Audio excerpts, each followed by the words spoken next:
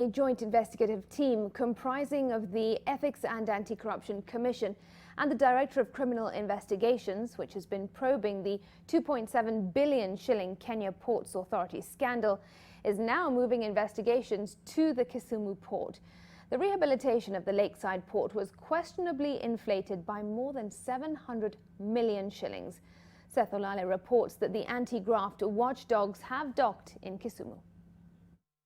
After conducting a 3-day head count of the controversial concrete barriers meant for the Makongeni Goodshed Depot and the Port of Mombasa, detectives are now planning to set base at the Kisumu Port, which is at the center of a rehabilitation procurement irregularity. KPA Managing Director Daniel Manduku is yet again on the spot for authorizing expenditures for the rehabilitation of the port amounting to 803 million shillings without an approval budget from the National Treasury.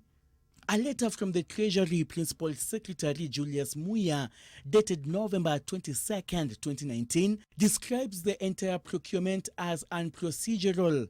Muya says he only approved 100 million shillings for the project for the 2019-2020 financial year.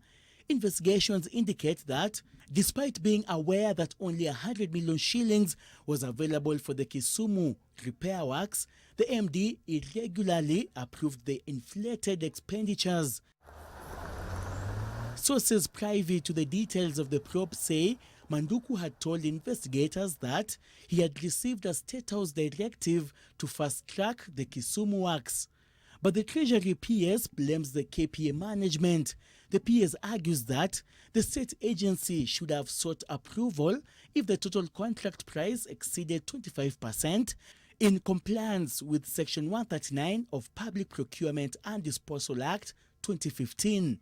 Other senior officials targeted in the probe, besides the KPA MD, include General Manager for Operations William Ruto, Senior Works Officer Anthony Muhanji, Principal Civil Engineer Bernard Nobange, and Works Officer Juma Chigulu. Detectives will investigate at least 3 companies that were allegedly rewarded irregular tenders for the rehabilitation of the Kisumu Port. In total, up to 13 companies are implicated in the 2.7 billion KPA scam, with 10 directors having already recorded statements with the DCI.